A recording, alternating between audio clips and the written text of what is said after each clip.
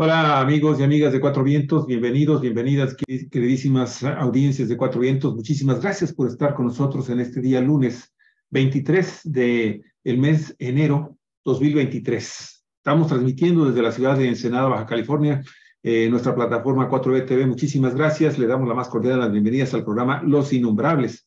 Los Innombrables, usted sabe, amigos, amigas, nos lleva finalmente a tener de nueva cuenta comunicación como lo hacemos cada lunes en las semanas de todos estos años que estamos aquí trabajando para ustedes en Cuatro Vientos, pues con Armando Duarte Müller, nuestro amigo sociólogo, doctor en estudios de desarrollo global, también fue diputado federal, académico universitario, consejero estatal y secretario de formación política de Morena, Baja California, quien el día de hoy pues estará solo, nuestro segundo innombrable, nuestro querido amigo también, Daniel Solorio, pues hoy no va a poder estar con nosotros. Sin embargo, pues los temas que se van a tratar con Armando son muy interesantes y que si bien nos pueden remontar a casos específicos del estado de Baja California, pues nos llevan finalmente a temas de carácter nacional.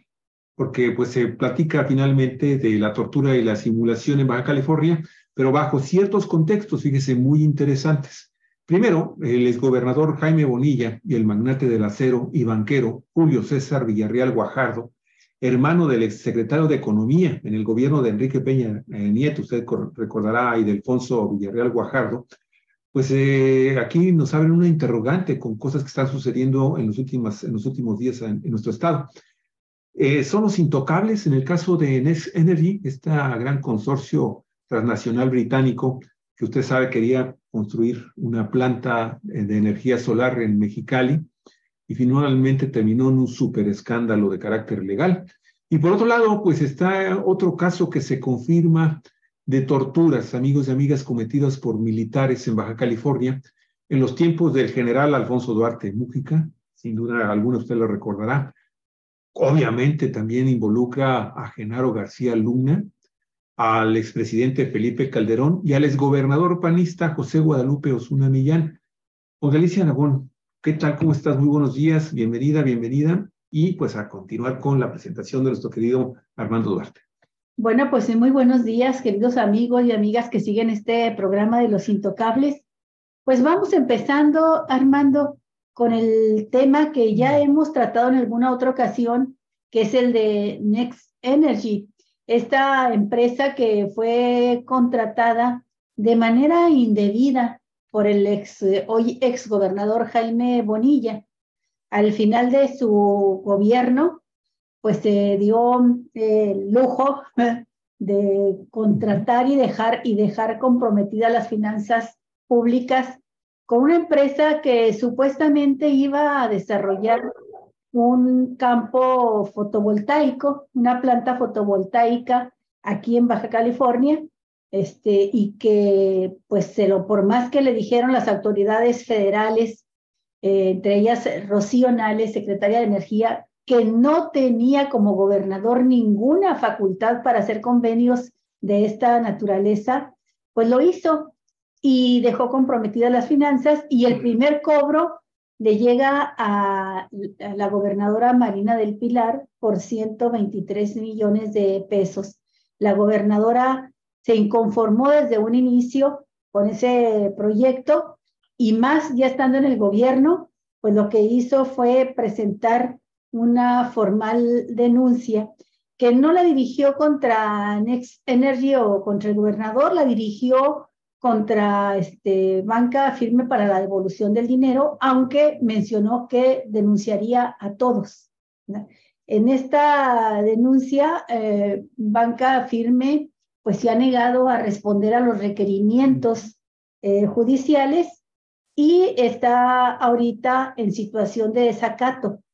Por el desacato, por la negativa a asistir a las audiencias donde tendrá que presentar su versión de los hechos y su defensa, pues es que ahora dos funcionarios de esta institución fueron de nueva cuenta requeridos por la autoridad por estar en ese desacato, y el gobierno de Marina del Pilar pues está pendiente del caso, dándole seguimiento y pidiendo que se aplique la ley.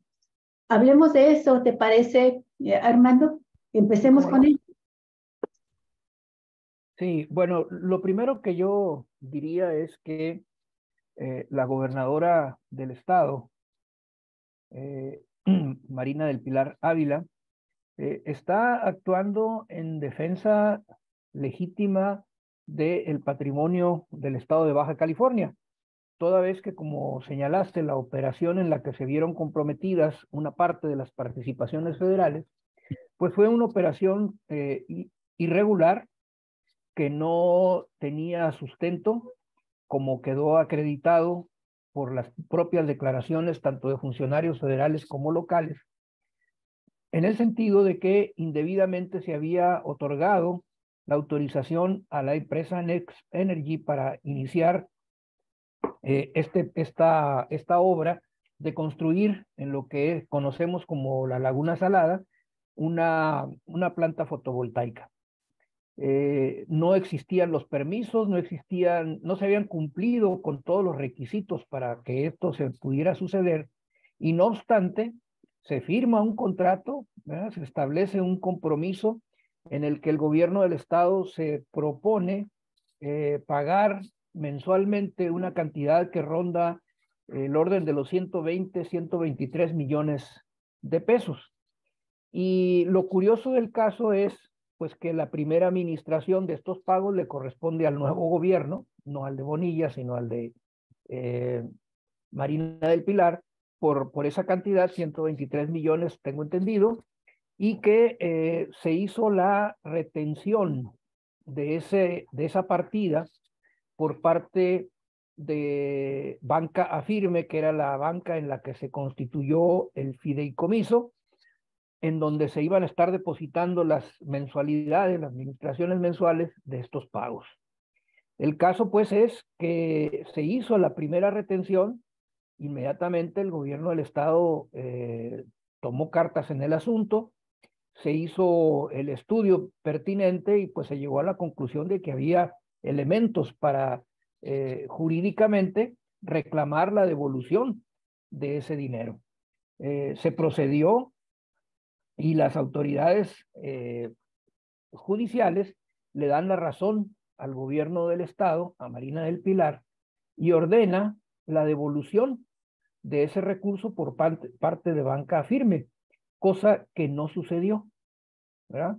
Entonces, esa es la razón que tiene en este momento a dos funcionarios de esta banca requeridos con orden de aprehensión para que comparezcan ante la autoridad, toda vez que no lo hicieron cuando fueron requeridos en primera instancia.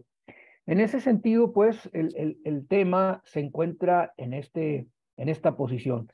Yo estimo que esta situación tendrá que resolverse tarde que temprano en favor del gobierno del estado, porque ya hay resoluciones judiciales en ese sentido.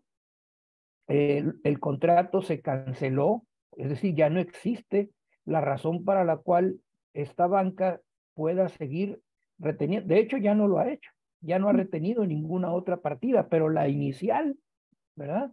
Esa fue la que se retuvo y es la que no se ha regresado. No entiendo a esta institución financiera por qué razón no lo ha hecho, a menos que verdaderamente tengan problemas de caja, pero eso sería totalmente absurdo, pues todos los bancos están, digamos que supervisados, monitoreados por la Secretaría de Hacienda a través de la Comisión Nacional Bancaria, y deben tener un fondo de capitalización suficiente para este tipo de situaciones que se presenten. De lo contrario, son intervenidas por la Secretaría de Hacienda. Y Banca Firme no ha sido intervenida, lo que quiere decir que se encuentra, al menos en el papel, en los informes, se encuentra solvente para cumplir con sus obligaciones. Y me resulta extraño que esta obligación no se haya cumplido. ¿A dónde quieren llegar? ¿Qué pretenden? Esto definitivamente va totalmente en contra de esta institución, a menos que haya sido un movimiento a estos niveles de los funcionarios que están siendo requeridos judicialmente y que haya habido ahí algún tema de corrupción. No lo sé, ¿verdad? Pero así está el caso. Entonces, estamos pues ante una legítima acción por parte del gobierno del estado de Baja California para recuperar esa parte del patrimonio que le fue retenida, sustraída de manera irregular y por lo que se sabe ilegalmente por parte de Banca Afirme. Ya la empresa Next Energy pues ya no tiene que ver, ya firmaron un acuerdo con el gobierno del estado, se canceló el contrato, se deshicieron, las partes se desistieron de sus, en este caso Next Energy de reclamar algo, y pues ya el asunto está ahora en la Banca Firme, según entiendo yo, y ahí está el problema. Sí, así es, Armando. Y bueno, hay que nada más recordar que desde el primer día del gobierno de Marina del Pilar, ella se ocupó del asunto porque apuntaba a ser muy grave. El contrato que Bonilla concedió a Next Energy, pues iba a comprometer las finanzas del Estado por 29,000 millones de pesos. Es una cantidad grande. Y este compromiso Bonilla lo pasaría así, sin tocar, sin afectar en nada a su gobierno a los sexenios posteriores. Pero en efecto, en mayo de 2022, la empresa Next Energy finalmente entendió que no la iba a hacer, que no iba a poder lograr el propósito de construir esta planta fotovoltaica que en su momento fue anunciada por Bonilla como la planta para producir energía solar más grande del país o del continente de América Latina. Y se hizo la empresa hacia atrás en esa negociación, porque fíjate, de acuerdo con la ley de asociaciones públicas privadas que elaboró Kiko Vega y se la aprobó el Congreso, Congreso y gobernador panista, pues las empresas estaban en todo su derecho de proteger sus intereses y si se daba una cancelación anticipada del proyecto, pues tendrían indemnización, una indemnización que estaba buscando Next Energy por 6,000 millones de pesos. Llegan a un acuerdo porque no lograron nunca las autorizaciones ni del municipio para el uso del suelo, el municipio de Mexicali, ni mucho menos de la Secretaría de Energía para validar ese proyecto que, como lo hemos dicho, pues no está facultado los gobiernos del estado para realizar ese tipo de proyectos. Pero peor aún en el caso de Baja California, porque lo que sí tenía ya el gobierno federal es el proyecto que ya ahorita ya todos lo conocemos, hemos oído hablar de él, de crear la planta fotovoltaica más grande de Latinoamérica en Sonora, en Puerto Peñasco, y de ahí surtir a Baja California e incluso los excedentes exportarlos a Estados Unidos, a sabiendas de que existía este proyecto, porque se lo hizo ver directamente el director de la Comisión Federal de Electricidad, Manuel Bartlett, a Bonilla, y que existían otros proyectos de la Comisión Federal de Electricidad para garantizar el suministro total de energía eléctrica a Baja California e incorporar al Estado al sistema nacional, a la red nacional de distribución de energía eléctrica. A pesar de eso, no sé por qué, Bonilla insistía en hacer ese proyecto que resultaría un gran negocio para Next Energy, y lo que ha resultado hasta ahorita pues es un problema para las finanzas del Estado. Y convengo contigo, Marina del Pilar está firme, correcta, en lo adecuado, en la defensa de los intereses del Estado. Lo que sí llama la atención es que la autoridad simplemente se dirija a dos funcionarios menores de Banca Afirme y no vaya directo contra el propietario o la dirección superior de la institución para que se hagan estos requerimientos. Y ahí traen a dos funcionarios que no son de los de mayor jerarquía ahorita en problemas con la ley porque están en completo desacato de una orden judicial. Como que lo quieren llevar así, a que pague algún chivillo expiatorio la culpa y nada más. Y también queda como un interrogante por qué Banca Firme no lo regresa, se está cobrando de ahí los servicios que le prestó Anes Energy y que pague el pato los bajacalifornianos. Esa es la pregunta. Nada más un poquito de contexto, Armando, y para dejarte rápido ya la palabra. Simple y sencillamente mencionar que, como bien tú lo comentas, esto se trata finalmente de un problema que se viene generando en el estado de Baja California, amigos y amigas que no conocen esta historia, de muchas de ya de cuando menos unas 2 décadas, cuando Sempra Energy empieza a irrumpir en el panorama energético baja californiano, ¿sí? Para comenzar a cubrir necesidades de carácter energético, fundamentalmente en 2 áreas, en el área de la electricidad y en el área del gas natural. Y Sempra Energy ha sido durante muchos años, y lo sigue siendo, pues un consentido de los gobiernos federales mexicanos. Tanto lo fue con Felipe Calderón, posteriormente consolida su posición con Enrique Peña Nieto, y actualmente sigue en buenas negociaciones con el gobierno de Andrés Manuel López Obrador. Pero surgen entonces en ese panorama de un déficit de energía eléctrica para Baja California muy importante, ¿sí? Y obviamente tampoco sin la energía del gas natural en las principales ciudades del estado, pues surgen otros actores y otras compañías transnacionales que han surgido al amparo también de los propios gobernantes que hemos tenido, y tanto a nivel federal como a nivel estatal. Y bueno, el caso surge con Nest Energy.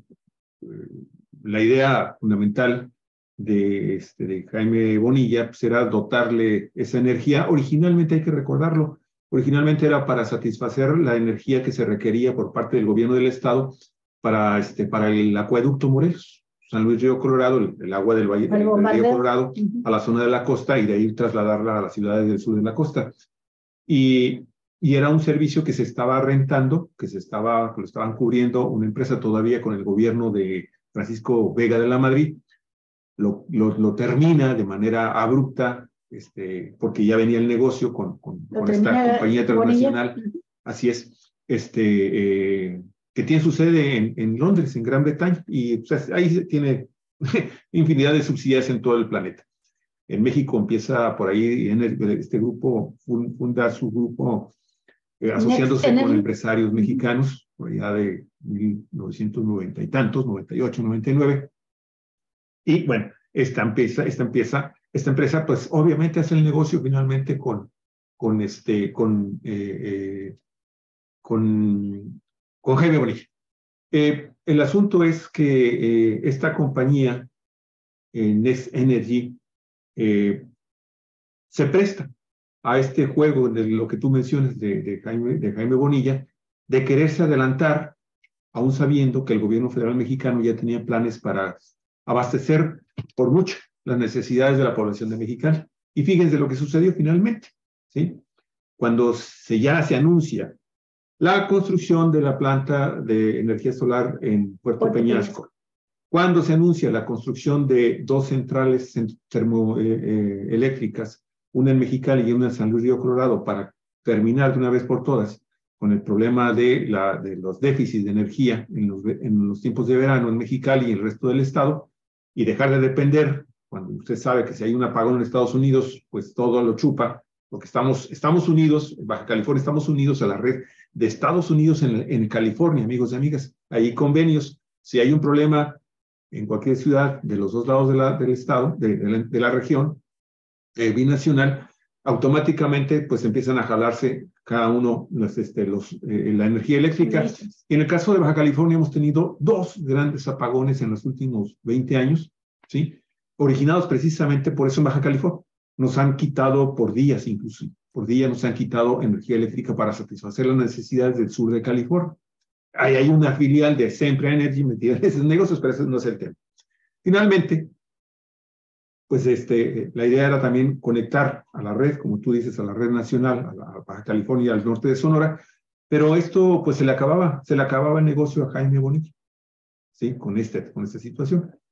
Imponen este proyecto y se van a Banca Firme. Y Banca Firme, amigos y amigas, es una historia también muy interesante, que trataré de mencionarla así de una manera muy rápida también, para no quitar demasiado tiempo aquí en su exposición, Armando, pero esta compañía, esta banca Afirme, surge también hacia el año de 1996. ¿Y quién es el que funda esta empresa, amigos y amigas? Pues es un empresario de Monterrey, conjuntamente con otros grupos de inversionistas de Nuevo León, que se dedicaron a crear esta banca Afirme. Y el principal accionista de esta compañía, amigos y amigas, es un personaje que está últimamente ligado con el caso de Altos Hornos de México y obviamente con el tema de agronitrogenados. Se trata de un funcionario que tienes un empresario que se llama, perdóname para no errar bien con los nombres, se llama Julio César Villarreal Guajardo. Julio César Villarreal Guajardo, amigos y amigas, es el segundo gran minero mexicano, después de Germán Larrea, el director del Grupo México, que tiene obviamente sus sistemas de minas en todo el país, en toda la República, dominando fundamentalmente en el tema del cobre. Bueno, Julio César Villarreal, pues es hermano nada más y nada menos que del que fue secretario de Economía en el gobierno de Enrique Peña Nieto. Estamos hablando de Ildefonso. Él estaba también identificado en diversos medios de comunicación que han hecho trabajos sobre su operación aquí en México de esta compañía, dentro de los grupos mineros que más habían generado conflictos con el Sindicato Nacional de Trabajadores Mineros, Metalúrgicos, Siderúrgicos y Cimineras de la República Mexicana, que dirige Napoleón Gómez Urrutia. Fue tanto los escándalos que tuvo este empresario regiomontano, que durante un tiempo dejó de extraer minerales y se dedicó nada más a la venta de fierro, fundamentalmente, amigos y amigas. Y es así como para el año 2020,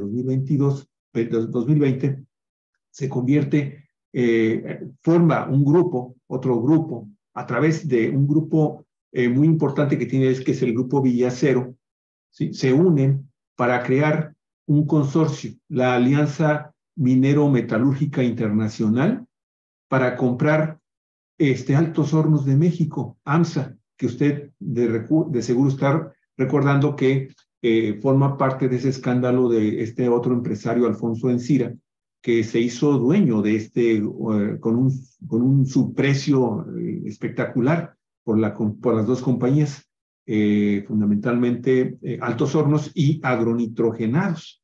Y él fue el que empezó ya siendo director ya de Altos Hornos, quien le ofrece al presidente Andrés Manuel López Obrador devolver esos $200 millones con los que se compró Agronitrogenados. ¿Qué sucedió, amigos y amigas? Finalmente, es quien está pagando estos $200 millones al gobierno federal mexicano. Entonces, es evidente que también es un personaje que debemos de tomar muy en consideración para ver hasta qué punto puede evadir la acción de la justicia, y buscando que sean dos directores menores de su banca Afirme, que crean este fideicomiso para que el grupo Next Energy y Jaime Bonilla pues pudieran finalmente hacer lo que hicieron con el tema de estar recuperando en vías de pago de esos $29 mil millones, de millones de pesos al gobierno, a la empresa, ¿sí? Y destinados directamente, tomados de las partidas presupuestales del gobierno federal a Baja California. Y eso es lo que asume finalmente como compromiso Marina del Pilar, qué bueno que lo está haciendo, y esa es la vía mercantil. Habría que ver y explorar la vía penal, porque también ahí, si bien se pueden cimentar también delitos muy graves cometidos por el gobernador Jaime Bonilla, hasta el momento también lo que sabemos es que de un grupo de aproximadamente 16 exfuncionarios del gobierno de Jaime Bonilla, solamente se están tomando a 5, 6, creo que 6 de ellos, finalmente son a los que se les está ejerciendo acción penal, y pues de Jaime Bonilla dicen que no lo pueden convocar porque tiene fuero como senador, pero no hay tampoco por parte del gobierno del estado de Baja California, pues una petición formal para que se inicie un juicio político en contra del hoy senador Jaime Bonilla, y pues sea finalmente objeto también de una investigación ya de carácter judicial, para que empecemos a ver que esto va a avanzar entonces en las dos vías, la penal y la mercantil. Ahí le paro, Armando. Sí, Armando, me interesa también esto de la denuncia penal.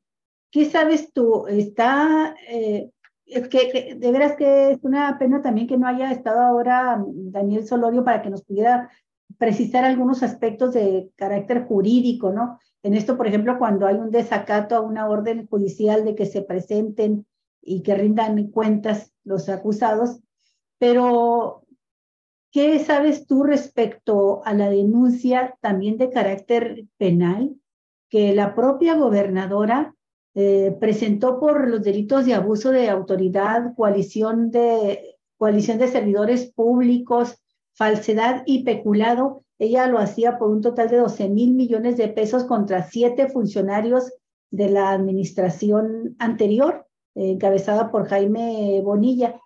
Y que, bueno, no sabemos hasta ahorita cuál es el resultado de esa denuncia. Yo no sé si tú tienes alguna información, si se desistió la gobernadora. El caso es que no hay información reciente sobre eso. Lo más reciente y público es que en marzo de 2022, se va a cumplir un año, la gobernadora también denunció a Bonilla y a 6 de sus principales funcionarios. Tu micrófono, por favor, Armando, tu micrófono. Sí, perdón. Le decía, no tengo información precisa acerca de esto que preguntas. Tengo entendido que esta denuncia que se presentó, pues llevó efectivamente a que varios funcionarios del gobierno de Jaime Bonilla fuesen convocados o requeridos por la autoridad judicial, pues para presentar declaraciones. Y también el propio Jaime Bonilla también fue requerido. Fue precisamente en esos momentos en que estaba asumiendo de nuevo la senaduría, lo que le confiere de manera automática, pues el fuero que tienen en este caso los legisladores, y que por esa situación la autoridad ya no puede ejercer ningún tipo de acción en su contra. Así entiendo yo que está la situación. Esa es la razón por la que en especial el señor Jaime Bonilla no ha sido requerido por las autoridades. En el caso de los otros funcionarios, esto sí, y tengo entendido que comparecieron, presentaron sus declaraciones, y supongo que la investigación sigue su curso. Ya sabemos que en esto, pues el proceso no es un proceso expedito, lleva su tiempo, sobre todo si los abogados defensores recurren a todas las posibilidades que la ley les otorga para ir aplazando las cosas o alargando el juicio, pues ahí estamos en esa situación, ¿no?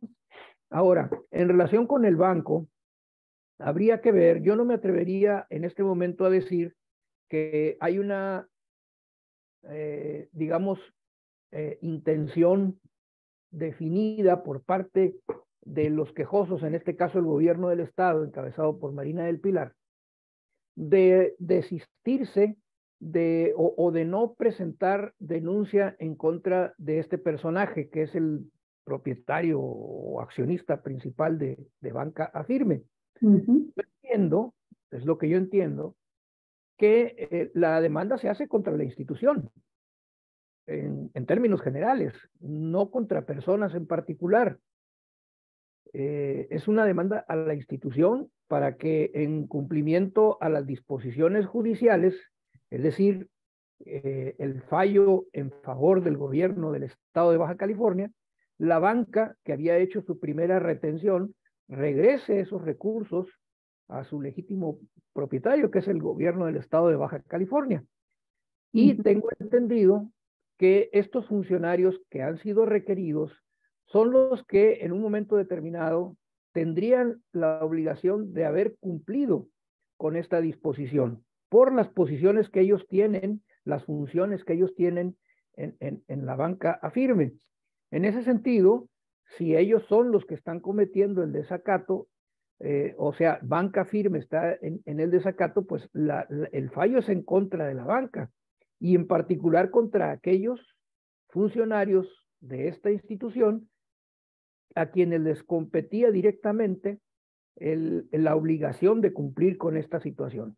Son quienes tienen que acudir. Y tengo entendido que el requerimiento, no estoy plenamente seguro, que el requerimiento que se hace de ellos es por el desacato, es decir, debieron como funcionarios de la institución haber acudido ante la autoridad judicial a alegar lo que a su derecho corresponda. Y no lo hicieron. Y cuando eso no se hace, se incurre en esta figura del desacato, y entonces ya se hace el requerimiento, pero con el apoyo de la fuerza pública, de la autoridad policíaca. Y bueno, si las personas siguen sin presentarse y no aparecen, bueno, pues se les declara como prófugos de la ley, porque hay un requerimiento y hay una solicitud para que acudan. En ese sentido, es que están las cosas a mi entender. Entonces, yo no me atrevería a afirmar que no se quiere tocar a ciertas personas. Yo siento que el procedimiento está en términos de que, bueno, se demandó a la institución, porque recordemos que el propósito fundamental de todo esto es recuperar los 123 millones que retuvo Banca AFIRME, ¿no? Y si en el proceso surgieran responsabilidades de carácter penal, bueno, pues la autoridad tendrá que proceder. Y con relación a la demanda penal que comentas, interpuso el gobierno del estado por malversación de fondos y asociación de funcionarios para cometer fraude, bueno, pues esa tiene otro procedimiento, del cual yo en este momento no sé en qué punto va.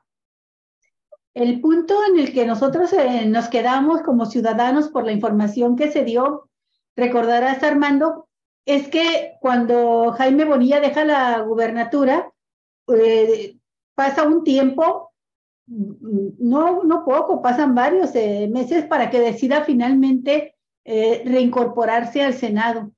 Y cuando hace esa solicitud de regresar a ocupar su cargo dentro del Senado, se viene también una controversia de si puede o no regresar a esa curul después de haber ejercido a plenitud el periodo para el que fue electo como gobernador. Y el Poder Judicial del Estado dejó sin efectos la denuncia presentada en contra de Jaime Bonilla debido a que adquiere el fuero político ya como senador, de nuevo en funciones, y recuerdo muy bien una declaración de esas de banqueta, como le llamamos los periodistas, una declaración banquetera que hace en su momento la gobernadora, cuando le preguntan que sí, qué van a hacer si ahora Bonilla ya está blindado, ¿verdad?, con el fuero, y dice, bueno, pues el fuero se acaba, va a terminar, tarde que temprano va a terminar su periodo, y los delitos de los que se le acusan son delitos que ya no son considerados graves, ya son considerados graves y ya no van a, ¿cuál es la palabra? Cuando caducan, cuando ya no continúan vigentes. ¿Se sobreseen? No, van a estar vigentes. Legalmente, sí. Legalmente van a estar vigentes. Así es que, pues, podemos esperar. Fue lo que dijo ella, así como un poco en broma, pero entonces la situación no quedó resuelta realmente, Armando. No quedó realmente resuelta porque, pues, al volver al Senado, adquiere este fuero y el Poder Judicial, el Poder Penal del Estado, no se fue hasta la otra instancia que era solicitar el desafuero de Bonilla. Yo quiero aquí mencionar dos cosas. Creo que es importante traerlas a colación y todas tienen de alguna forma que ver con por un lado, con el Poder Legislativo, por otro lado, con la Suprema Corte de Justicia. En el área penal, definitivo, mientras no se inicie un proceso de desafuero del senador a través de una solicitud del gobierno de Baja California, como lo hizo, por ejemplo, el caso en Campeche, Laida Sansores con Alito Moreno. Si no hay una petición formal por parte del gobierno de Baja California ante ante el Congreso de la Unión para que se inicie un juicio político y a través de ese juicio político comprobar que el hoy senador de la República, Jaime Bonilla, cometió actos ilícitos que tienen que ser finalmente presentado, el mismo senador se tiene que presentar ya como acusado o indiciado, o bueno, cuando menos como testigo, para que vaya a hablar ahí. Eso lo puede hacer sin necesidad de que le quiten su fuero al senador. Sin embargo, sí es importante que el gobierno de Baja California, por eso yo insisto, a veces yo pareciera ser que hay una simulación, pero bueno, ese es un asunto muy personal. Pero mientras no diga la fiscalía y convenza a la gobernadora y al Congreso de que se tiene que hacer esa petición formal ante el Congreso de la Unión de juicio político contra el gobernador, pues va a ser muy difícil que a Jaime Bonilla lo vinculen en un proceso penal. Pero en el área administrativa, eso también está muy interesante porque aquí pareciera que en realidad no se le ha dado difusión tan importante a algo que siento yo que sigue todavía pendiente en la Suprema Corte de Justicia que se defina. Y es que el gobierno de Baja California, cuando tenía problemas para recuperar el dinero, esos 123 millones de pesos que le quitaron, que la Secretaría de Hacienda le quitó de sus partidas presupuestales al gobierno de Baja California, generando aquí un gran conflicto, un gran problema de carácter presupuestal para el gobierno de Baja California, ¿sí? Entre las acciones de carácter legal que emprendió el gobierno de Baja California, incluyó la presentación de una controversia constitucional en febrero del año 2022. El número de expediente es el 70-2022. Nosotros lo publicamos, amigos y amigas, en Cuatro Vientos. Esta información la publicamos por esos días del año pasado. Se demandó, fíjese nada más y nada menos, esta controversia constitucional por parte del gobierno de Baja California en contra de actos cometidos por el Ejecutivo Federal a través de la Secretaría de Hacienda y Crédito Público, asimismo como al Congreso de la Unión. Fíjese nada más a dónde estamos hablando, hasta qué niveles. En este expediente 70-2022, ¿sí?, de la Suprema Corte de Justicia, el gobierno está combatiendo la disposición del artículo 47 del Reglamento de Registro Público Único de Financiamiento y Obligaciones de Entidades Federativas y Municipios, que limita solo a dos opciones: la posibilidad de cancelar una deuda inscrita en el padrón hacendario, ¿sí?, para que la obligación, el débito, sea liquidada o bien no fue dispuesta. Esto, amigos y amigas, fue lo que se impugnó del contrato plurianual de compraventa de energía mediante suministro eléctrico para el desarrollo de una central eléctrica fotovoltaica en Baja California que Next Energy firmó con el gobierno de Jaime Bonilla. Y esto, la Secretaría de Hacienda y Crédito Público del gobierno federal negó la cancelación de este acuerdo y de estos pagos, porque el Ejecutivo Estatal no cubrió ninguna de estas dos opciones cuando se presentó, amigos y amigas. O sea, la misma Secretaría de Hacienda le negó esa posibilidad al gobierno de Baja California, y lo único que ha sucedido es que en esos días previos fue cuando se llega a ese acuerdo con la empresa Next Energy de mutuo consentimiento, sin perjuicio para las finanzas estatales, ¿sí? De ya dejar de estar cobrando ese dinero. Lo cierto, entonces, parece ser que esta controversia constitucional, a la que se le ha dado muy poca divulgación, amigos y amigas, nosotros batallamos para encontrarla, pero dimos con ese documento en mayo del año pasado, dimos con ese documento y vimos que el gobierno de Baja California no había retirado esta controversia. Y esto podría, en un momento determinado, estar en espera de que la Suprema Corte de Justicia determine si hay o no hay ilegalidad en este acuerdo que tomó Jaime Bonilla al inscribir esta deuda pública en la Secretaría de Hacienda. Eso pudiera ser el motivo, y estoy especulando, pero yo lo que sí puedo decir, Olga Alicia, Armando, es que yo he estado muy al pendiente de las resoluciones de la Suprema Corte de Justicia de la Nación sobre este tema en particular, y hasta el día de viernes pasado no había ninguna resolución, ni tampoco se había retirado la controversia. Entonces, posiblemente por eso sea que no se... Pero si ya llegó la empresa a un acuerdo y dice ya no.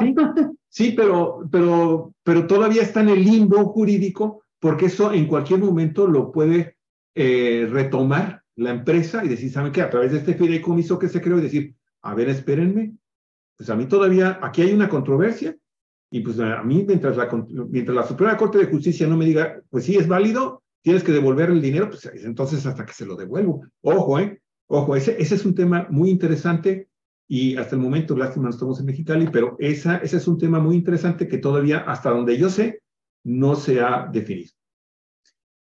¿Qué piensas, Armando? No, pues es que ahí en este caso, como dice Javier, la bolita está en el campo de la Suprema Corte para resolver sobre estas cuestiones.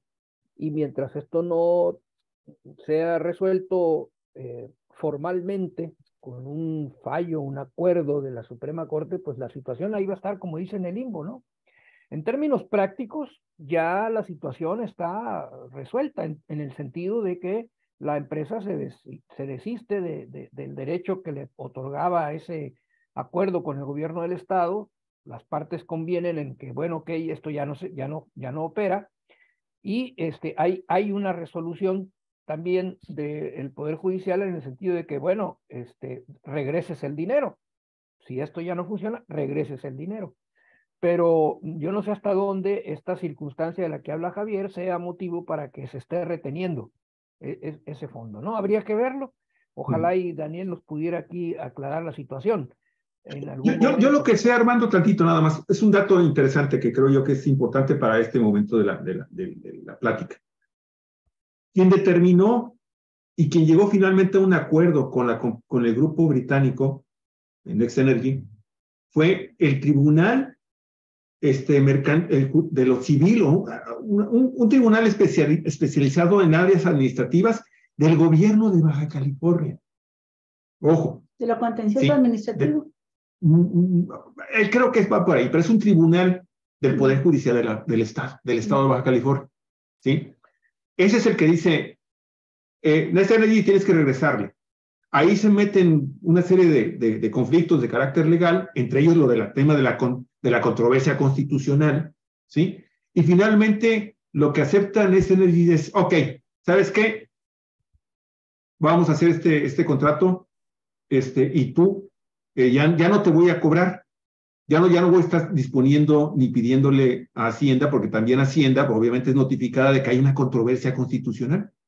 Ok, pues yo te devuelvo el dinero, pero espérame, déjame que resuelva la Suprema Corte de Justicia esta controversia, y entonces sí, ya con mucho gusto, ya no te cobro, ese es nuestro acuerdo, ya no te cobro. Respeto lo que dice tu tribunal administrativo ahí en Baja California, pero hay un juicio judicial de carácter federal en la Suprema Corte de Justicia, ese sí, vamos a esperarnos para entonces sí ya hacer todo efectivo.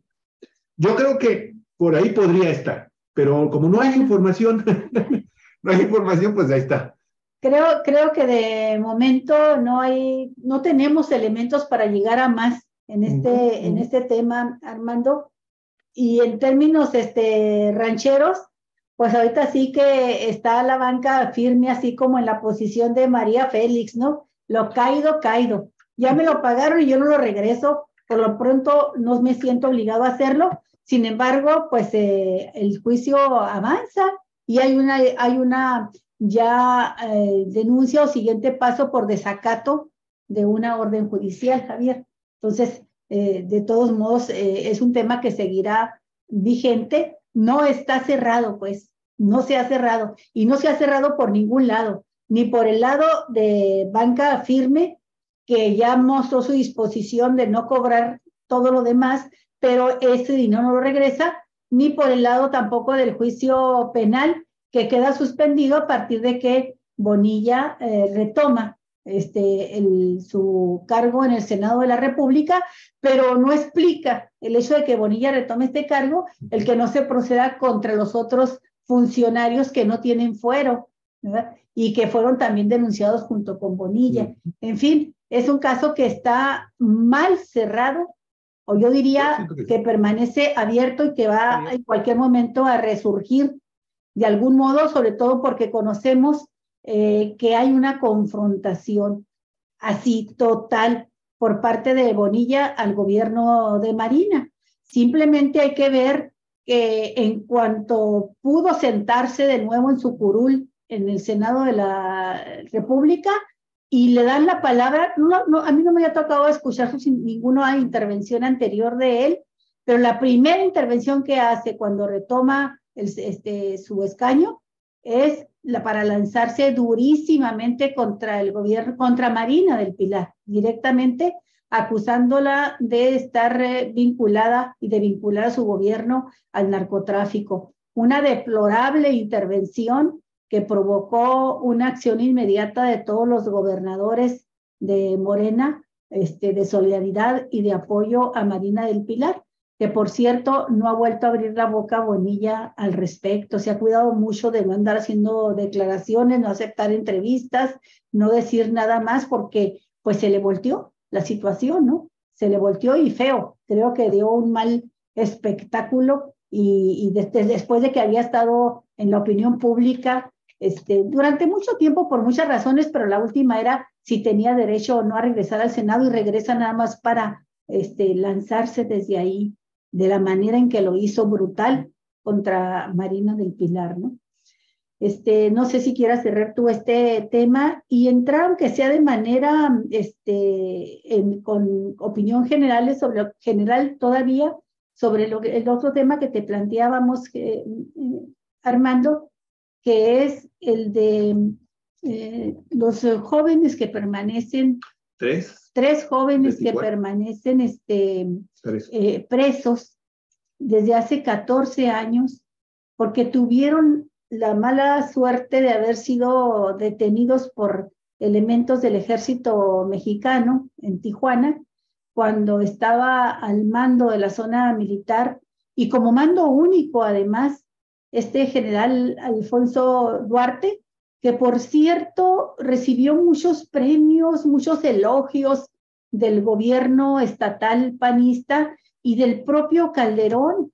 Hay fotografías donde está Calderón con la copa en alto, ¿verdad? Con un vino, y el general también, brindando por el general, por considerar que es el hombre que mejor ha conducido la política de seguridad en el Estado, y que lo hace, fíjate, es muy interesante esto, porque ahora que hablan tanto de militarización que está llevando López Obrador, pues resulta que Calderón viene y dice, y lo dijo también el gobernador Osuna, en ese tiempo Guadalupe Osuna Millán, que en Baja California solamente existía el mando único y que la cabeza de este mando único era el general Alfonso Duarte, y a él se cuadraban todos.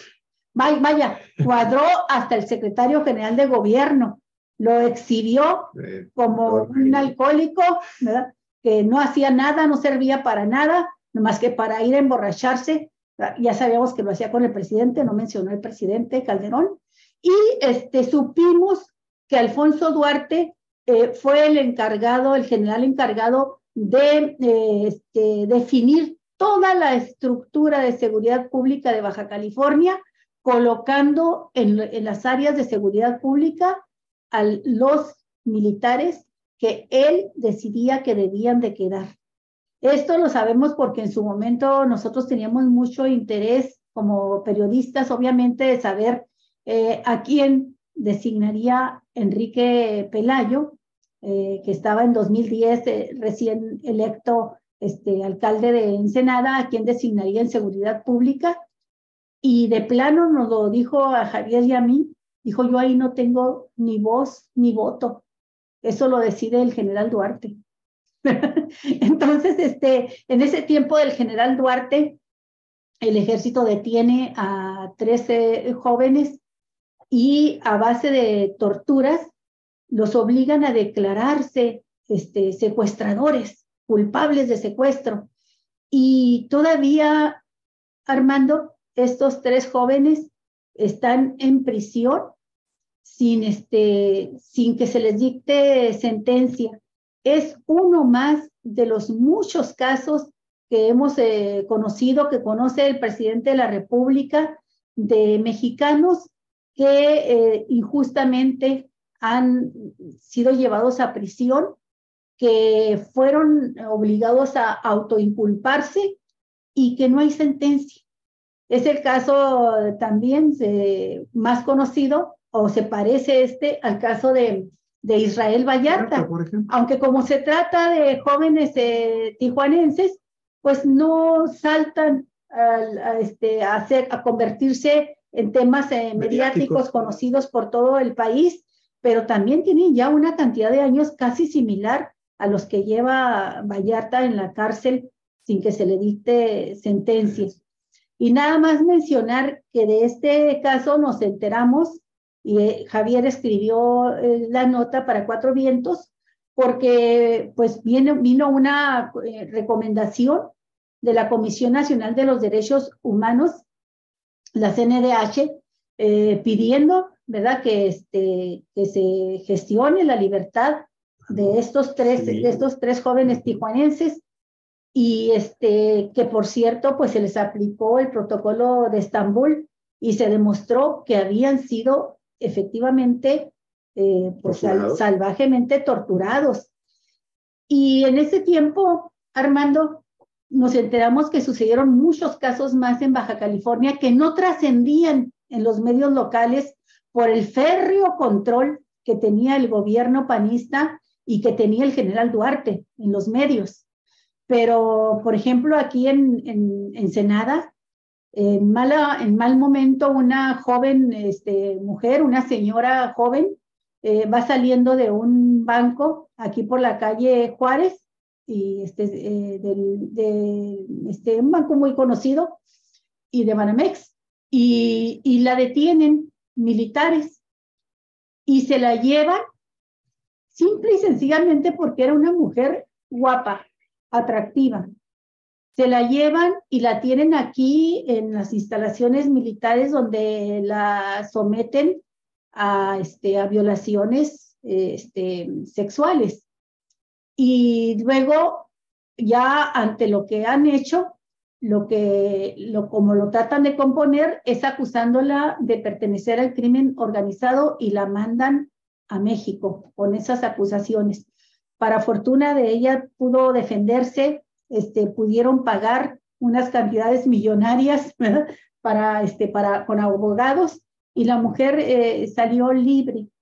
Y fuimos nosotros en su momento, y un medio local también, Ensenada.net, quienes dimos a conocer ese hecho. Por supuesto, la mujer ya no quería saber nada de nada, ya no quería salir en los medios, pero fueron casos traumáticos, y fueron un cúmulo de violación de derechos humanos que se cometieron en Ensenada y en Baja California en esos años del general Duarte, que coincidieron en el caso de Tijuana con el teniente coronel Julián Leizaola. también acusado de graves violaciones a derechos humanos, por cierto, actualmente prófugo, desde que lo metió una denuncia contra él, el gobierno de Bonilla, contra la Isaola. Entonces, pues pedirte tu opinión sobre estos hechos que son graves y que colocan a Baja California dentro de este panorama, este mundo que se dio de terror en esos años del calderonato en el país, y que aquí aparecía el general Duarte también colgándose medallas y recibiendo diplomas y elogios por parte de los gobernantes, como el hombre que tenía, igual que la Isaola, que habían metido orden y que tenían garantizada la paz, la tranquilidad para los baja californianos, cuando en realidad lo que estaba sucediendo era una película de terror que vivieron muchos ciudadanos, entre ellos estos 3 jóvenes tijuanenses. Tu opinión, Armando, sobre esto, por favor. Bueno, pues, ¿qué puedo decir? En México la tradición de hacer justicia pasando por encima de los derechos humanos es tan antigua como el régimen político mexicano. Recordemos que en la época de la revolución, previa a la Revolución Mexicana, la política de pacificación nacional que llevó a cabo Porfirio Díaz se basó precisamente en esto. Era aquello de que cuélguenlos, fusílenlos y después resolvemos o averiguamos, ¿no? Que le atribuyen esta frase a Pancho Villa, pero en realidad eran las guardias rurales del gobierno federal encabezado por Porfirio Díaz quienes practicaban esto. Hacían juicios sumarios, colgaban a las personas y no dudo que algunos que hayan incurrido en delitos hayan sido ejecutados de esta manera, pero también muchos inocentes, porque no había derecho a la defensa. Había una flagrante violación a lo que hoy conocemos como los derechos humanos, a lo que hoy se llama el debido proceso, y era una política radical para pacificar el país, ¿verdad? En este caso, estas prácticas se siguieron llevando a cabo en nuestro país aún después de la revolución. Se supondría que el movimiento revolucionario cambiaría todas estas cosas, pero lo cierto es que en regímenes de carácter autoritario, es una práctica muy socorrida, y el régimen que surge después de la revolución, como luego afirma el presidente de la República, se fue don Porfirio, pero se quedó doña Porfiria, se refiere precisamente a esto, a que el régimen no logró cambiar lo necesario para que todas estas prácticas fuesen erradicadas. Y entonces los casos de obtención de confesiones por parte de los supuestamente responsables de algún acto ilícito, pues eran producto de actos de tortura. Hay mucha evidencia al respecto. Esta era una práctica común, incluso recientemente lo hemos visto hasta en las redes sociales, en videos, en noticieros, concretamente con el caso de Israel Vallarta, que hay una filmación que ha circulado donde es evidentemente sometido a tortura, precisamente por parte de Cárdenas Palomino, este policía que también fue condecorado, que también fue reconocido por el gobierno de Calderón como uno de los policías estrellas de este país, que era la mano derecha de quien hoy está siendo juzgado en los Estados Unidos por sus vínculos con el narcotráfico, y que fue el secretario el secretario de Seguridad en nuestro país. En ese sentido, pues, son las prácticas que eran comunes en ese momento. Estamos hablando precisamente de la época en que Calderón era el presidente de la República, que había ya impulsado esta guerra en contra del narcotráfico, supuestamente con el propósito de acabar con este mal, pero ya ha salido a flote que no era tal cosa, que era una simulación, que era una estrategia para controlar el narcotráfico, el mercado de las drogas, porque su secretario de seguridad pues estaba coludido con alguno o algunos de los cárteles más fuertes de México. Y que en esta situación pues todo era factible, torturar a las personas, hacer montajes de las detenciones para dar esa imagen de que se estaba combatiendo el narcotráfico, inventar, ¿cómo se llama? Delitos, ¿no? Fabricar delitos a, la, a las personas con el fin de echarlos fuera, sacarlos del escenario. Recientemente, por ejemplo, ha salido a colación como un alto funcionario de la Policía Federal y un miembro del propio ejército, ¿verdad? Un general de apellido Ángeles Daguajare, fueron encarcelados por haber tenido la osadía de denunciar directamente al presidente de la República de los nexos de García, de Genaro García Luna. De García Luna, el secretario de Seguridad, de los nexos que tenía con el narcotráfico. Es decir, Calderón fue advertido oportunamente y la reacción de él fue encarcelar a quienes hacían la denuncia.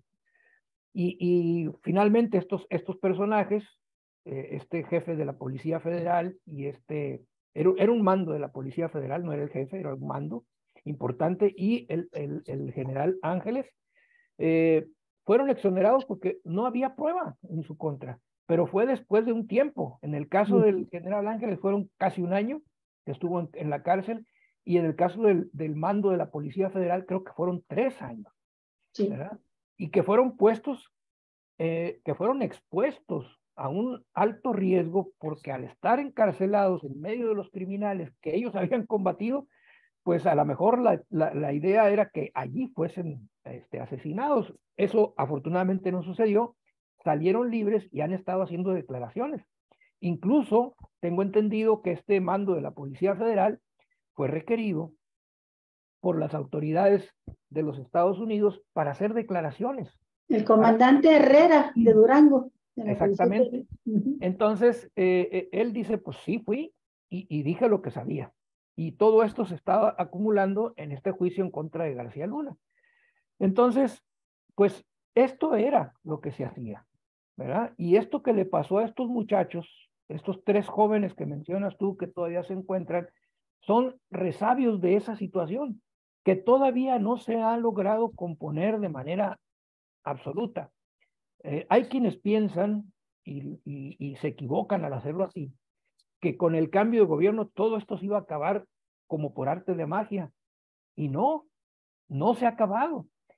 Tenemos una fuerte disputa de intereses dentro de lo que es el Poder Judicial de la Federación. Pues veamos nada más la situación como está en la Suprema Corte de Justicia, como está en los tribunales.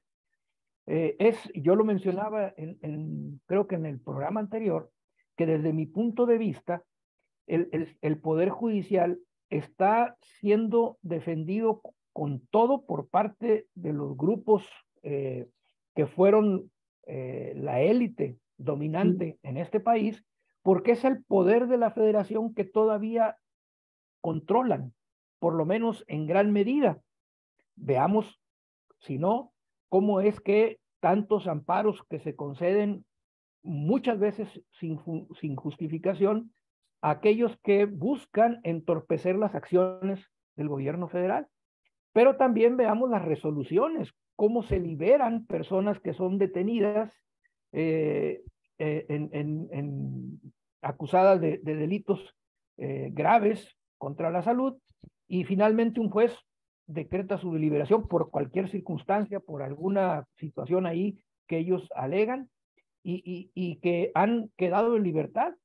Y cómo también se trata de obstaculizar la limpia dentro del régimen, perdón, del Poder Judicial.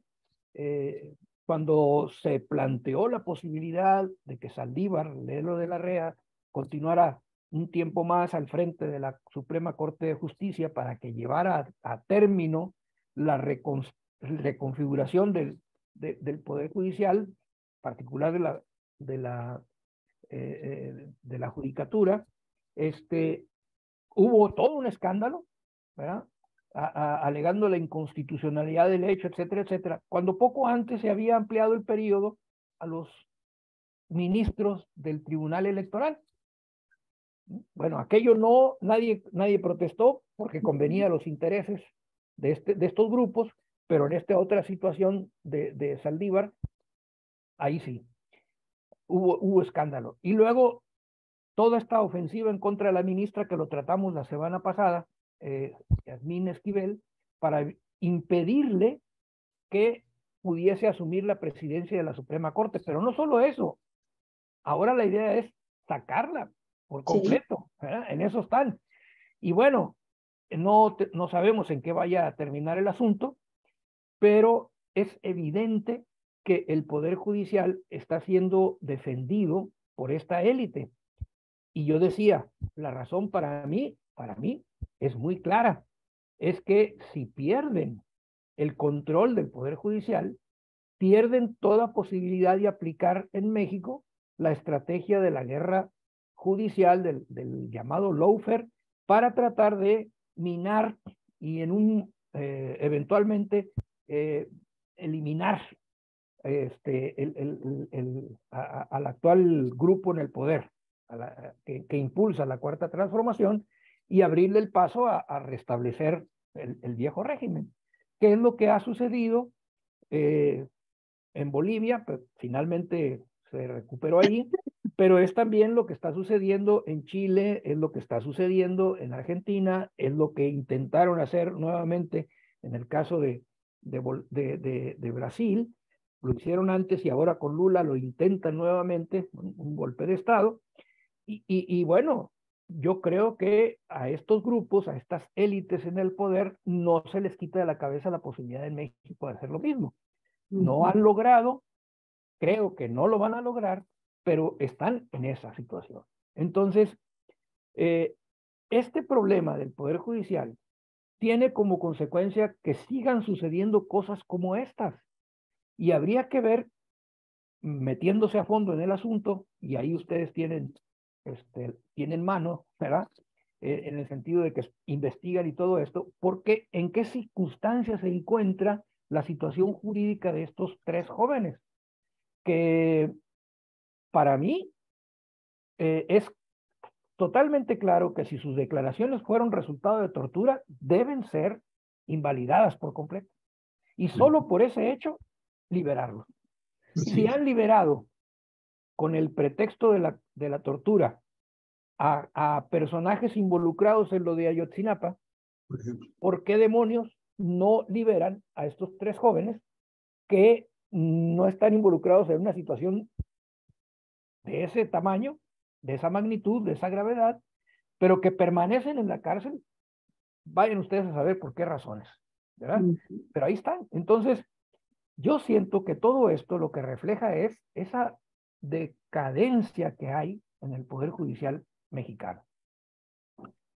Yo nada más quiero comentar que Baja California, dada esta nueva recomendación de la Comisión Nacional de los Derechos Humanos respecto a torturas que fueron ejercidas durante el periodo 2006 a 2012 en el gobierno federal que presidió Felipe Calderón, y que aquí tuvo obviamente una muy fuerte influencia en el tema del combate al narcotráfico, a la guerra contra el narcotráfico que encabeza Calderón, al poner también como modelo de lo que iba a suceder en el resto de la República, o lo que ya estaba comenzando a suceder en el resto de la República, en Baja California, por ser un estado en donde predominaba fundamentalmente, todavía en aquellos años con mucha fuerza, el cártel el cártel de Tijuana, de los hermanos Arellano Félix, y que ya estaban enemistados con el cártel de Sinaloa, que fue finalmente el gran beneficiado durante todo el sexenio de Felipe Calderón, y que ahora hemos estado viendo cómo el secretario de Seguridad Pública con Felipe Calderón, Genaro García, allá en el juicio, todos lo identifican como precisamente como uno de los grandes protectores del cártel, del cártel de Sinaloa, hoy conocido también como el Pacífico. Bueno, aquí tuvo una enorme cantidad de casos en donde presuntos miembros de los Arellano Félix o cualquier otro ciudadano que tuviera alguna confrontación con elementos del ejército mexicano, como fue el caso del entonces regidor, hoy diputado de la República, diputado federal, Armando, el del Partido del Trabajo, Armando Reyes, o la entonces diputada estatal, Claudia Gatón, ¿sí? Que hay que recordar ese caso tan vergonzoso porque lo detienen en un retén, llevaban dinero para una actividad aquí en Mexicali, aquí en Tijuana, en Ensenada, perdón, y el general, que era el enorme personaje aquí en Baja California, le dice, ¿saben qué? Aquí era el general Luna de aquí, ¿no? Era el general Luna. Tenía todo ese poder. Y generó García Luna. ¿Cómo entra Genaro García Luna a Baja California? Pues a través de la designación de los directores municipales de seguridad pública. Ahí entra Julián Leizaola, ¿sí? Sí. O sea, es evidente la forma en cómo también incluso el gobierno de Baja California, que en ese momento lo encabezaba José Guadalupe Osuna Millán, cuando menos se hizo de la vista gorda, por decirlo menos, se hizo de la vista gorda con todas las enormes violaciones a derechos humanos que estaba sufriendo la ciudadanía en su conjunto del estado de Baja California. No solo eso, Javier, ya lo había nombrado a Julián Leizaola, con todo y que ya tenía denuncias ante la Comisión Interamericana de Derechos Humanos, ya había resolutivos de la Comisión Interamericana de Derechos Humanos en contra del teniente coronel Julián Leizaola por sus múltiples abusos sanguinarios en contra de personas que detenía y las acusaba de delitos que no habían cometido, incluidos el caso de los 29 policías municipales a los que a base de torturas los hacía que se acusaran como miembros del cártel de los Arellano.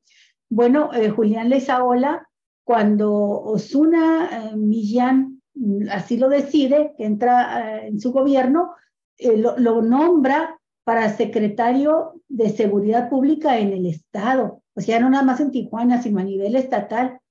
Él vino aquí a un evento en el CICESE y yo recuerdo muy bien que tú lo cuestionaste al respecto, que sí, cómo justificaba ese nombramiento teniendo ya estas resoluciones de la Comisión Interamericana de Derechos Humanos en contra de Julián Leizaola, y él dijo, son señalamientos, mientras no haya pruebas no sucede nada.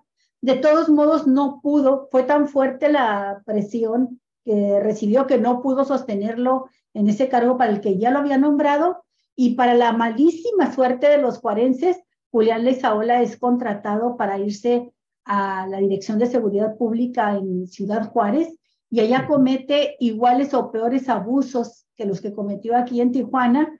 De hecho, la mayoría de las acusaciones que todavía pesan contra él fueron presentadas principalmente por las víctimas de Juárez. Y hay que recordar incluso, y esto es importante también señalarlo como para identificar el tiempo en el que se estaban dando todos estos hechos gravísimos de violación a los derechos humanos, incluido la tortura, que es un delito, y eso también hay que mencionarlo, que es importante decirlo en este momento. La tortura es un delito de lesa humanidad. No tiene fin tampoco, no tiene fin para que sea perseguido desde el punto de vista de las fiscalías. Es imprescindible, ¿cómo dicen? Perdón, no se me fue el nombre. Imprescribible. Imprescribible. Entonces, Baja California, con toda esta serie de hechos violatorios de derechos humanos, que fue incluso, como tú bien lo dices, objeto de recomendaciones o de observaciones de la Comisión Nacional de los Derechos Humanos, de la Comisión Interamericana de los Derechos Humanos, de la Corte Interamericana. Es más, hubo pronunciamientos en esa época del Alto Comisionado de los Derechos Humanos de la Organización de Naciones Unidas de la ONU. Amnistía Internacional vino y le dedicó un capítulo en sus informes anuales específicamente al caso de graves torturas cometidas en Baja California durante estos 6 años tremendos que tuvimos en Baja California. ¿sí? Y aún así se mantuvo al general, que incluso, hay que recordarlo, Alicia, en una ocasión, amigos y amigas de Cuatro Vientos, platicando en una reunión, porque cuando hubo tantos escándalos a nivel nacional de las violaciones que estaban perpetrando en toda la República Mexicana el ejército, elementos del ejército en la marina de este país, durante el gobierno de Felipe Calderón, que le piden entonces a los titulares de las regiones militares, como era el caso de Alfonso Duarte Múgica, que entonces invite a miembros de la sociedad civil y de organizaciones defensoras de derechos humanos para sostener un diálogo. Sí. Y ahí vamos, nos invitaron a estar presente en 2 de estas reuniones. Amigos y amigas en Mexicali. Y en una ocasión, cuestionándolo después de que presentó un informe que era el mismo informe que luego se presentaban como investigaciones especiales en algunos medios de comunicación de Tijuana, y que decían que eran investigaciones especiales. Salían de ahí de la oficina de Duarte, y de sus coroneles, sus generales. Nos dijo, le preguntábamos porque hubo violaciones gravísimas de un comando de inteligencia militar que estuvo operando durante 2 semanas en Ensenada. Varias atrocidades, y de Punta Banda, y de aquí de Ensenada, en fin. Amigos y amigas, ¿saben qué nos dijo? No, son puras acusaciones sin fundamento, porque lo cierto es que aquí en Baja California ya no hay cárteles de las drogas. Así nos lo dijo, amigos y amigas, un personaje que en cuanto termina el gobierno de Felipe Calderón, el día 1 de enero del 2013, amigos y amigas, es retirado de aquí de la segunda región militar, con los grandes apapachos y los besos del entonces de gobernador José Guadalupe Zuna Millán, que no hay que olvidar también cómo es llamado su secretario de gobierno aquí en Baja California a la Secretaría de Gobernación con Felipe Calderón, y después se muere en un accidente aéreo, el segundo que se daba. ¿Sí? ¿Se acuerdan de ese personaje? Que lo estaba encaminando Calderón hacia que fuera gobernador de Baja California. De modo que no supieran lo que estaba sucediendo en Baja California con el tema de los derechos humanos y las torturas y estas desapariciones y detenciones extrajudiciales que estaban cometiendo elementos de las fuerzas militares de este país, Baja California. Y lo primero que hacen, amigos y amigas, es, una vez que sale Felipe Calderón, lo primero que hacen es ascender al general Duarte a general de división de 2 a 3 estrellas, ¿sí? Le dan la tercera región militar con sede en Sinaloa. Sí, iba a tener 3 estados, ¿sí? ¿No? Sonora, Baja California y Baja California Sur. Ese fue lo que ocupaba en la zona militar, en la segunda región militar. Ok, la tercera, que es Sinaloa. Sí, es cierto. También. Es que le estaban dando toda esta zona al general Duarte. Sí, es cierto, incluido Sinaloa. Y termino con esto. Y resulta que finalmente, en cuanto se da el triunfo de Andrés Manuel López Obrador en el 2018, amigos y amigas, inmediatamente se retira y condecoran y le dan todo tipo de reconocimientos y nombramientos ya como general de división en retiro al general. Sí, cuando gana la presidencia López Obrador, él renuncia de inmediato, se jubila.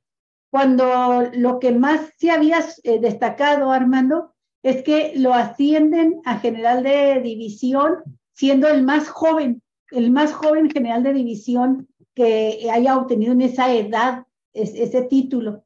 Y sin embargo, bueno, para 2018, ya que gana López Obrador, pues este joven general se jubila.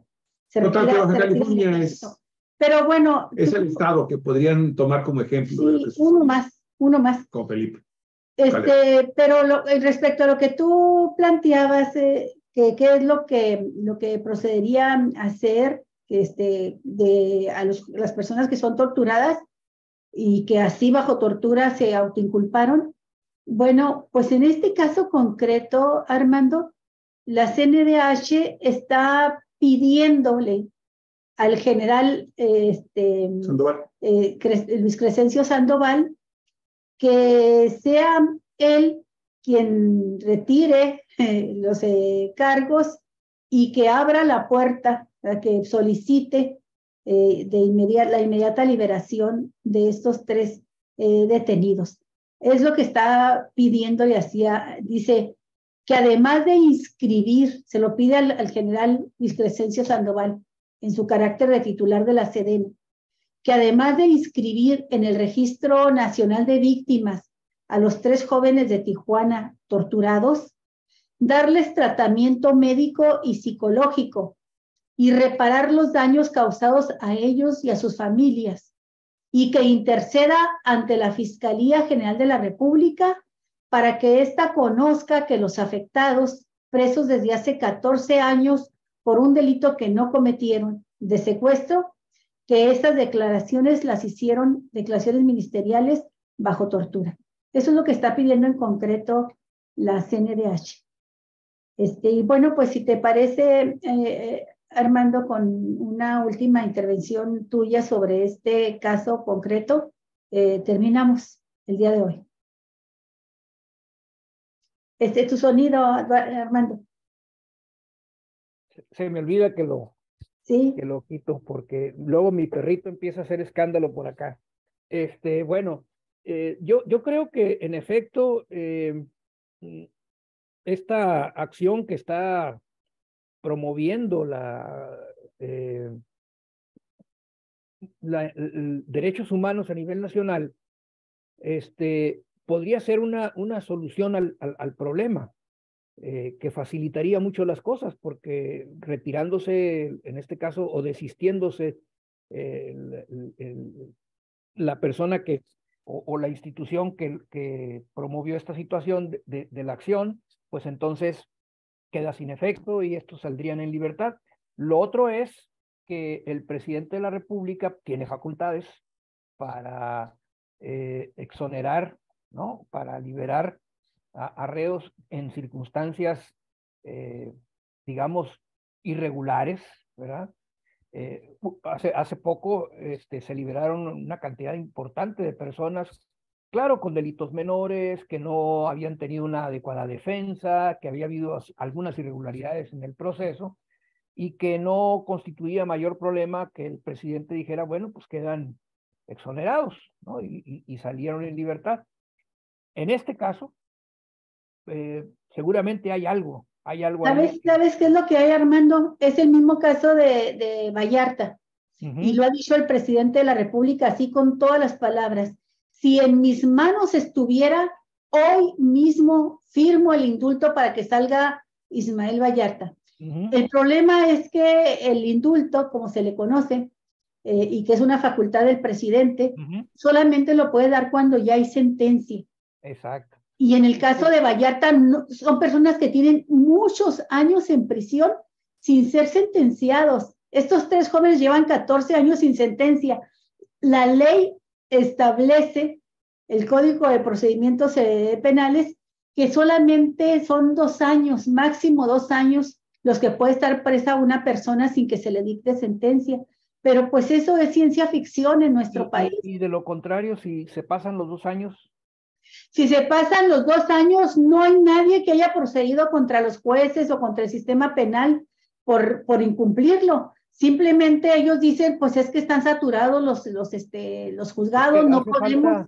Hace falta una reforma al Poder Judicial. Claro que sí. También argumentan que cuando se defienden los acusados, interponen amparos, se alarga el proceso. Se van alargando los juicios y que no es responsabilidad ya de ellos que los acusados se defiendan, ¿no? Pero son detalles de procedimiento que seguramente merecen una revisión a fondo por parte de quienes conocen de estas cosas y que hagan una reforma que permita que tengamos un sistema judicial expedito y que la justicia rápido pueda hacerse efectiva. Y no estas situaciones. Bueno, el caso de Vallarta es, ¿cuántos? ¿14 años ya? 17. 17 años. Estos jóvenes de Tijuana llevan 14, Vallarta lleva 17 años. Vallarta ha dicho, porque le han aconsejado sus abogados, declárate culpable. ya para que te sentencien y el presidente te indulte. Y dice, ya son tantos años los que he estado en prisión que ya lo que me interesa es limpiar mi nombre. No me voy a declarar culpable ahora después de haber resistido tanto tiempo, ¿no? Pero, ¿verdad? Ese es, digamos, una particularidad del caso. Lo realmente importante aquí es que no haya manera de que esto se presente, de que un juicio pueda durar tanto tiempo sin que se pueda ejercer o concluir esta situación. Es inhumano, pues, tener a una persona encerrada del cual se sigue presumiendo la culpabilidad porque no hay una sentencia y que la persona esté prácticamente conmutando una pena que no le ha sido impuesta. Más bien cumpliendo una pena que no le ha sido impuesta. Es el caso de estos 3 jóvenes. Tienen 14 años en la cárcel, una parte muy importante de su vida, tal vez la mitad de su vida, ya la han pasado en la cárcel, sin que haya recaído sobre de ellos una sentencia de privación de la libertad. Eso es totalmente absurdo.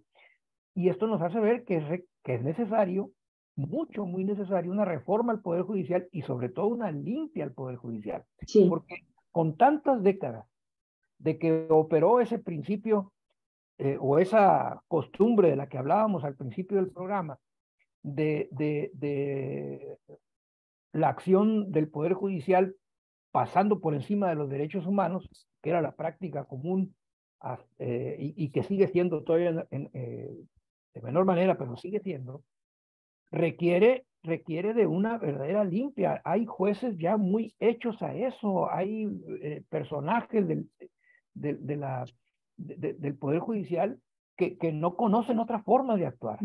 Y entonces hay que empezar a renovar, a cambiar todo esto. ¿Sí? Yo creo que la conclusión de toda esta situación sería, desde mi punto de vista, la urgencia de una reforma profunda al Poder Judicial y de también profundizar en la depuración para lograr tener un Poder Judicial que no sea como hoy lo estamos padeciendo. Sí, con jueces tan insensibles, ellos se pueden dar cuenta perfectamente de cuando están siendo inventadas, ¿no? Cuando fueron creados chivos expiatorios, que además durante la época de García Luna, pues había supuestamente como hongos el surgimiento de bandas de secuestradores a los que él lograba desmantelar, agarraba presos a todos, ¿verdad? Y los refundía en la cárcel. Y todo era también para tener estadísticas, Armando, estadísticas que lo pusieran como el superpolicía, ¿no? Ya ves, la banda de secuestradores, la supuesta banda de secuestradores de Vallarta, que encabezaba Ismael Vallarta, pues nunca existió, la famosa banda del Zodiaco. Y así está como estos 3 jóvenes que agarraron acá y los pusieron como integrantes de una banda de secuestradores. Y todo eso era para estadísticamente estar inflando, mintiendo, maquillando y apareciendo como los grandes superpolicías y bueno, ¿a costa de qué? De destrozar la vida de las personas, refundiéndolas en la cárcel sin posibilidades. Entre más pobres eran, menos posibilidades tenían de salir de las cárceles, ¿no? Pues me parece que es buena manera de terminar el programa con esta idea que tú subrayas, enfatizas, de que urge una reforma al sistema de justicia en el país, al sistema penal, al sistema acusatorio, ¿no? Así es, y ya la hubo, hace poco hubo una reforma con estas nuevas mecanismos del proceso de justicia, ¿no? En el sentido de que hay supuestamente una alternativa, un camino para hacer más expedita la justicia. Recibió o fue objeto de muchas críticas y señalamientos por parte no solamente de integrantes del Poder Judicial, sino también de los propios abogados, porque era un cambio de reglas. ¿verdad? Sí. Que obligaba a tener que capacitarse en nuevas formas. Luego los cambios generan esta reacción de resistencia de manera natural, pero ha quedado evidente que es insuficiente lo que se hizo, Así es. que se requiere de ir más allá. Sí, Y esa así es la es. cuestión, ¿verdad? Hay que ir más allá. Depurar Pues muchas el gracias. sistema. No, al contrario, gracias, Armando. Muchísimas gracias. Muy buena semana. Y bueno, amigos, nos vamos diciéndoles que no hay que perder de vista, ya arrancaron los primeros argumentos que presenta la defensa y la Fiscalía de Nueva York en contra de Genaro García Luna, precisamente. Hoy ya fue sentado en el banquillo de los acusados. Ya está en este momento, ya presentó la Fiscalía un primer testigo, Sergio Villarreal Barragán, apodado el Grande, supuestamente uno de los integrantes de alto nivel del cártel de los Beltrán Leiva, y él ya ha dicho por la mañana de hoy, en el inicio, no, porque ya el juicio ya inició desde la semana pasada, pero dijo, le preguntó el fiscal, dice, ¿reconoce usted a esta persona? Le muestra una fotografía, y dice, sí lo reconozco, lo vi en varias reuniones, ¿sí? Precisamente con los Beltrán Leiva, y sé que recibió varios millones de dólares por parte del cártel de Sinaloa. Entró un receso porque se extendieron mucho los alegatos iniciales por parte de la Defensoría de Oficio, como por parte de los fiscales, y están en un receso, pero ya comienzan a darse las primeras declaraciones. Vamos a ver en el transcurso de estas 2 semanas muchísimas cosas más de lo que originalmente de esta primera declaración que se tiene por parte del primer testigo de la Fiscalía en contra de Genaro García. Hay que darle seguimiento porque para la próxima no dejamos a Daniel fuera, no lo dejamos que falte para poder hablar de este juicio, Armando. Yo ya seguí el consejo del presidente, ya compré mis palomitas y me voy a sentar a ver el juicio porque es muy interesante. Sí. El mega show. La segunda etapa, la primera etapa de esta serie que es como para Netflix fue el juicio a Joaquín El Chapo Guzmán. La segunda etapa es este juicio que promete ser todavía más interesante a Genaro García Luna, porque ya entramos a la etapa completa de la narcopolítica, narcoempresarios, y la tercera etapa, ojalá y que exista, pues imagínate tú que en lugar de Genaro ya estuviera sentado en los banquillos de los acusados Calderón, por ejemplo, ¿no? O Peña Nieto. Y bueno, y García Luna, los abogados, pues ya están mostrando las fotografías que se habían prometido, en donde demostraban cómo diversos altos personajes de la política estadounidense, pues avalaban a García Luna, pues tomándose fotografías con él. Y pues como los premios que le dieron aquí. Como el gran policía del antinarcóticos en México, y bueno, presentaron fotografías en donde está García Luna con el expresidente Barack Obama, con la exsecretaria de Estado Hillary Clinton, con el exprocurador Eric Holmer, y también con el senador republicano Lindsey Graham, entre otros personajes, y el show, como dices, hay que ir por las palomitas. Alguien dijo que la historia se repite primero como tragedia y luego como farsa, ¿no? Como comedia. Pues este es el Hoover mexicano, ¿no? Ese es el Hoover mexicano, efectivamente. Una caricatura. De Hoover, ¿no? Bueno, en fin, amigos y amigas, muchas gracias. Nos estamos viendo mañana y le mando un afectuosísimo saludo. Qué bueno, mi estimado Sergio Garín. Yo también recuerdo con mucho gusto nuestras charlas, nuestras pláticas, aunque dice bueno, tengo un buen rato de no verlo, de no verme, pues, pero aunque dice, corrijo, lo he visto en fotos y se ve más ruco que yo. Pues sí, como no va a ser, pues yo soy más grande de edad que tu amigo Sergio Garín. Un abrazo. Un abrazo para ti, Sergio, y toda tu familia. Gracias. Un abrazo. Hasta luego, amigos. Hasta luego.